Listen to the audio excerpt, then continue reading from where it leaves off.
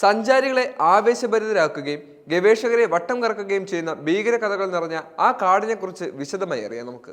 Irish എഴുത്തുകാരനായ Bram Stoker 1897 എഴുതിയ ഭീകര നോവലായ ഡ്രാക്കുള ലോകത്ത് എല്ലായിടത്തും എത്തിയിട്ടുള്ള ഒരേ പ്രേതകഥയാണ്. നോവലിന്റെ സ്വീകാര്യത കാരണം പലരും ഈ കഥ യാഥാർത്ഥ്യത്തിലുള്ളതെന്നാണ് വിശ്വസിക്കുന്നത്. ഡ്രാക്കുളയുടെ രാജ്യമായ റൊമാനിയയിലാണ് ദുരൂഹതകൾ നിറഞ്ഞ ഹോയ ബാസ്യു എന്ന കാട് സ്ഥിതി ചെയ്യുന്നത്. കൃത്യമായി പറഞ്ഞാൽ സാങ്കല്പിക കഥാപാത്രമായ ഡ്രാക്കുളയുടെ സാമ്രാജ്യമായ ട്രാൻസിൽവാനിയയിലെ ക്ലൂജ് നപ്പോക്കോ നഗരത്തിനടുത്തുള്ള വനപ്രദേശമാണിത്. കർപ്പാത്തിയൻ പർവ്വതനിരകളുടെ ഭാഗമായ ട്രാൻസിൽവേനിയയിൽ ആൽപ്സിനാൽ ചുറ്റപ്പെട്ട് കിടക്കുന്ന ഒരു പ്രദേശമാണിത്. ഡ്രാക്കുള കോട്ടയിൽ അതായത് ബ്രാംകാസ്റ്റിൽ നിന്നും 350 കിലോമീറ്റർ അകലെയുള്ള ഹോയ ബാലുവിനെ ചുറ്റിപ്പറ്റി ഒട്ടേറെ ദുരൂഹതകളുമുണ്ട്. ഏകദേശം 300 ഹെക്ടർ വിസ്തൃതിയിൽ വ്യാപിച്ചു കിടക്കുന്ന ഇടതൂർന്ന ഈ വനം വിചിത്രവും വിവരണാതീതവുമായ പ്രതിഭാസങ്ങൾക്ക് പേര് കേട്ടതാണ്. ട്രാൻസിൽവാനിയയിലെ ബെർമുഡ ട്രയാങ്കിൾ എന്നാണ് ഈ വനത്തെ വിളിക്കുന്നത്. ഈ വനത്തിന്റെ പേര് പോലും ദുരൂഹ സംഭവത്തിൽ നിന്നുണ്ടായതാണ്. ഒരിക്കൽ 200ഓളം ആട്ടിൻകൂട്ടത്തോടൊപ്പം ഒരു ഇടയൻ ഈ കാട്ടിൽ കാണാതായി. ആടുകളെക്കുറിച്ചോ ഇടയനെക്കുറിച്ചോ ആരും ഒരു വിവരവും ലഭിച്ചിട്ടില്ല. ഒടുവിൽ ആ ആട്ടിടയൻ കാണാതായ വനം എന്ന പേരിൽ പ്രദേശത്ത് പ്രശസ്തമാവുകയും പതിയെ ആ വനത്തിന് ഇടയന്റെ പേര് വരികയും ചെയ്തുവെന്നാണ് പ്രദേശവാസികളുടെ വിശ്വാസം.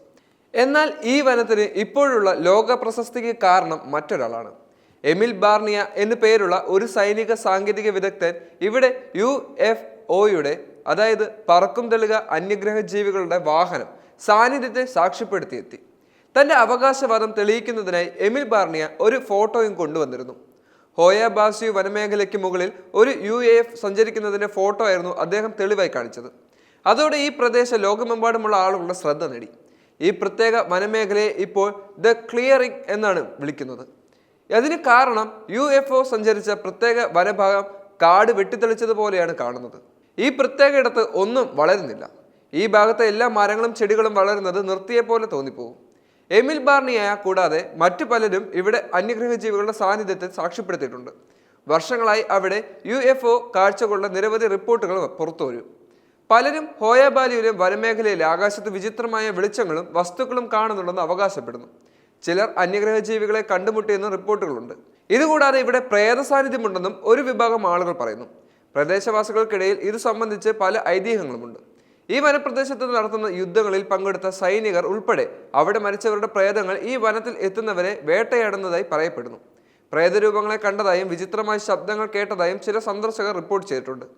വനത്തിനുള്ളിൽ പല സന്ദർശകരും നിഗൂഢമായ ഊർജ്ജ മേഖലകൾ അനുഭവിച്ചിട്ടുണ്ടെന്നും പറയുന്നു. വനത്തിനുള്ളിൽ സന്ദർശനം നടത്തിയവരിൽ പലരും തലകറക്കം, ഓക്കാനം, വഴിതെറ്റിയ തോന്നൽ, സ്ഥലജല വിഭ്രമം, അകാരണമായ പരിഭ്രാന്തി തുടങ്ങിയ വിചിത്രമായ സംവേദനങ്ങൾ അനുഭവപ്പെട്ടതായി റിപ്പോർട്ട് ചെയ്യുന്നുണ്ട്. ഇവരിൽ പലർക്കും തങ്ങളുടെ അനുഭവങ്ങളെ കൃത്യമായി വിവരിക്കാൻ കഴിയാത്ത മാനസികാവസ്ഥയിലേക്കും പോയിട്ടുണ്ട്.